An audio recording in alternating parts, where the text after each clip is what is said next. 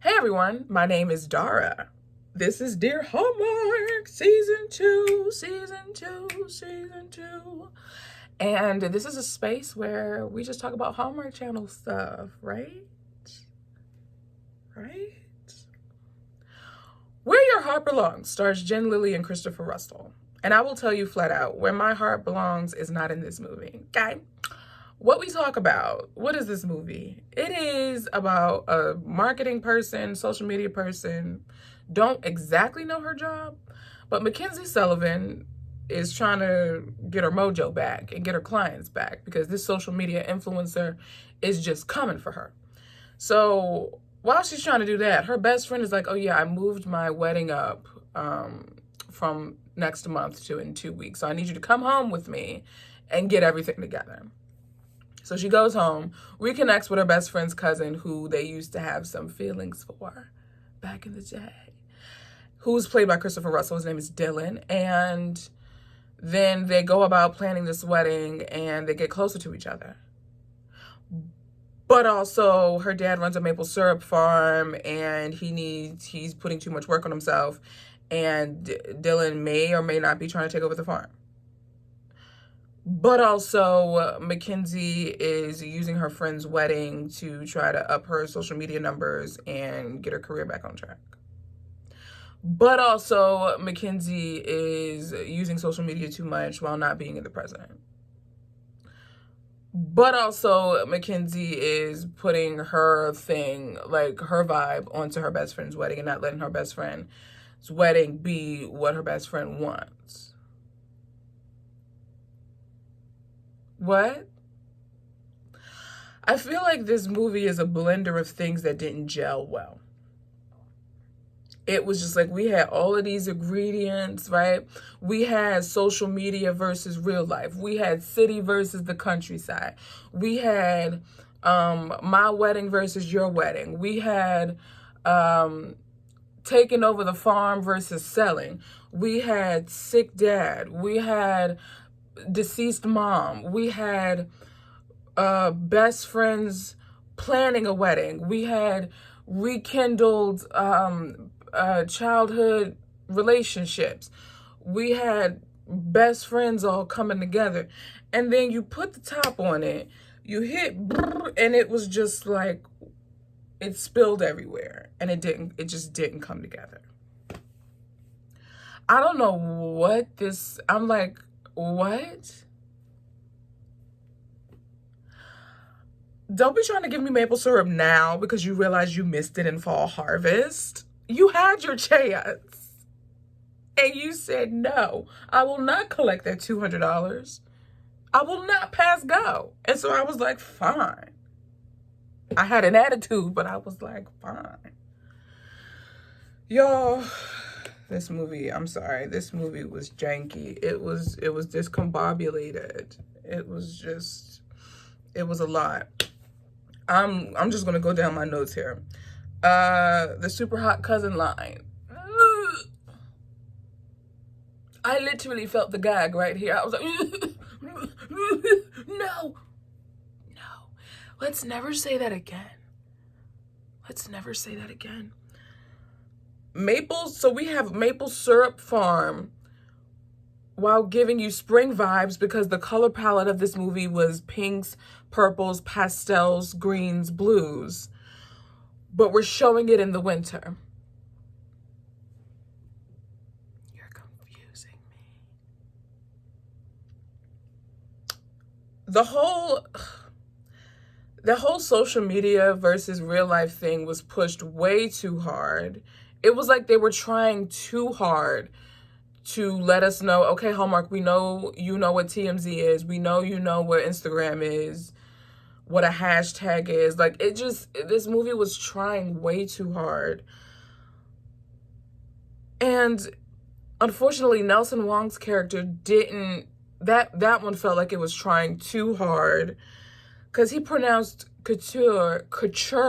And I was like, no. I genuinely, in my heart and depths of my winter soul, wish we could just reset to factory settings and not even have this on our whiteboard.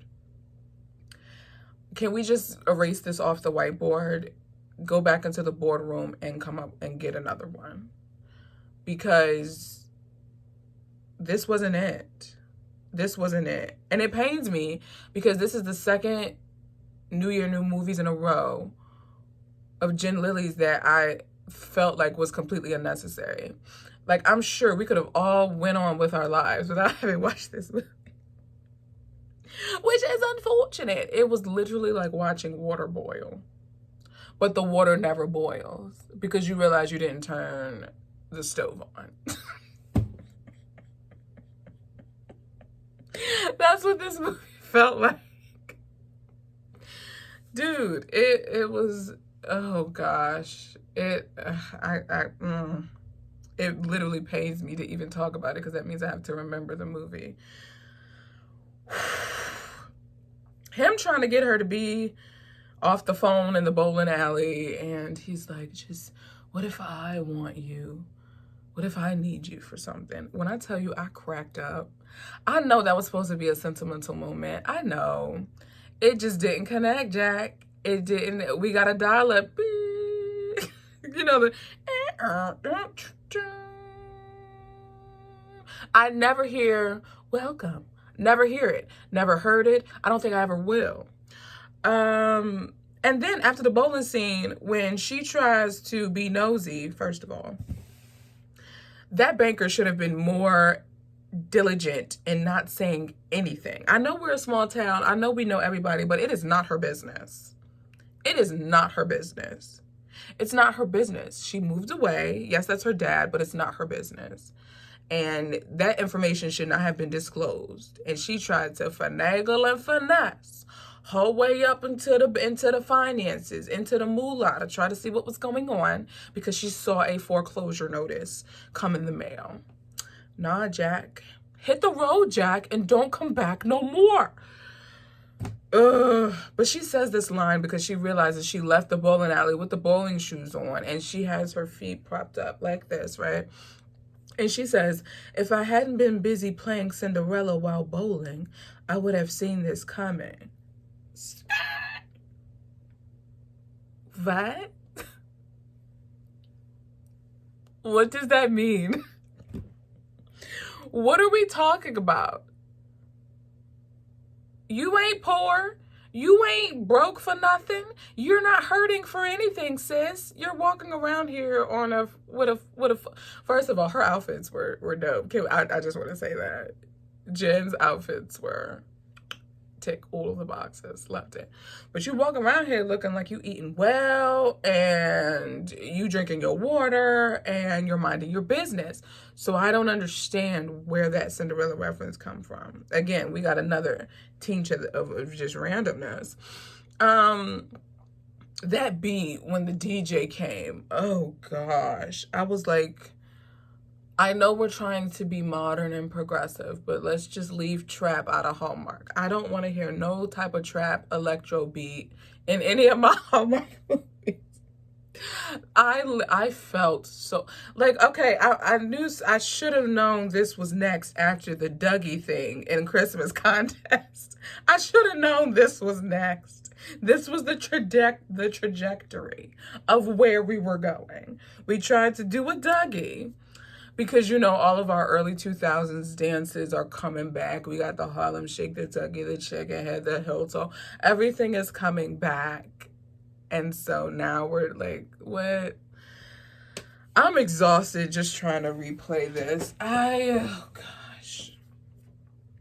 Y'all, I don't even feel like going through the rest of this because to replay this hurts. But I'm going to do it. So, this whole city versus country thing, they were ragging really hard on New York.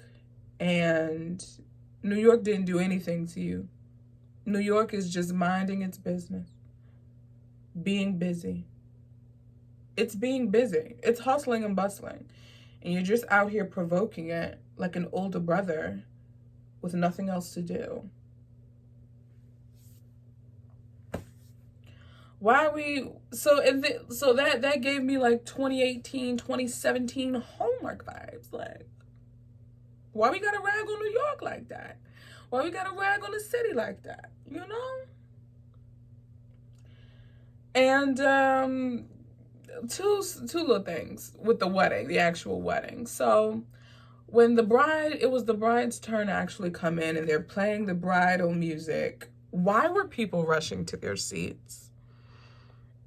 I'm gonna need you to be sat full down before we even start. Don't play the music. Oh, let me find my seat. Oh, let me find. No, you sat everybody down first so they can, because then they sit down to stand up because she's coming in. So, and then the pastor. Fam, when I tell you that man is out here getting a check, that man is out here getting a check. Because I watched Christmas Time is Here with Rukia Bernard and Duche Williams on GAC. I watched that the day before I watched this, and he played Rukia's father in that. So I'm like, this man is out here getting a check. So that was funny to see. The ending, my words may sting. The ending, I'm talking grade A, premium, platinum level, Olympic gold garbage. Basura. All of us, first, so you mad and you're copping attitudes because I'm on my phone so much and because I understand, like, I'm using your wedding as a social media opportunity so I can get my clients up. I understand that, so I'm not posting, I'm not doing anything. And then you're going to take it upon yourself to then post everything and hashtag everything love throughout the whole process? What? No. And then we're going to hashtag love as if that's not the most generic hashtag you could have. And then all of a sudden your clients want to come back, and then you're like engaged but not really. You're working on the farm together and he's dipping you at their wedding, and it was just all about you at their wedding.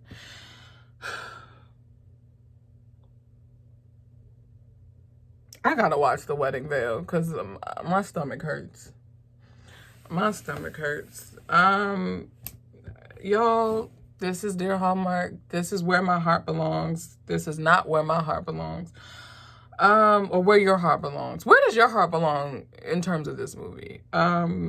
It's unfortunate. And I know they bumped this up because Jen Lilley announced her deal with GAC. Because originally this was supposed to come out the 15th, where Perfect Pairing came out. They actually switched places. And so Perfect Pairing came out the 15th and her movie came out first so they could get that news out. Nah, Jack, this ain't it. They should have just said, we'll just let the people rest on New Year's Day and just do an all-day something or other, continue the Christmas marathon, and just get us starting on the 8th with Wedding Veil, which I will talk about that in the Love You Larry preview. And then 15th with The Perfect Pairing, and then Don't Forget I Love You, and then Butler's in Love. So this ain't a good start. This is unfortunate because we had the strongest Christmas season on record, family. And now we done trip down the stairs, and I don't know. I don't want to just stand there and watch you fall, but that's what it's looking like right now. Okay. Well, guys, that's my take on Where Your Heart Belongs. Well, crown rating. I would give this movie a 1.5 crowns. Honestly, 1 crown, and it's for Jen's outfits. That's it. That's all I got. I don't know what else to tell you. Yeah. Be sure to follow Dear Hallmark on Instagram. And be sure to subscribe to the Dear Hallmark podcast. I do have a podcast where you'll not only find my review for the new movies, I'm also going through Chesapeake Shores. And so I think I'm on season 3, yeah. And then we're also doing a throwback movie, where I watch something from the old Hallmark library and review it. And then there'll be some little bits and bobs that you won't get to hear on the YouTube channel. So be sure to subscribe to the Dear Hallmark podcast. It's available wherever your ear takes in podcasts. I was going to say wherever your heart takes in podcasts. But yeah, we're back, Jack. So I'm excited. I'm about to watch Wedding Veil because I need something to wash this down with. This was a bad aftertaste. So I'll talk to you guys in the next video.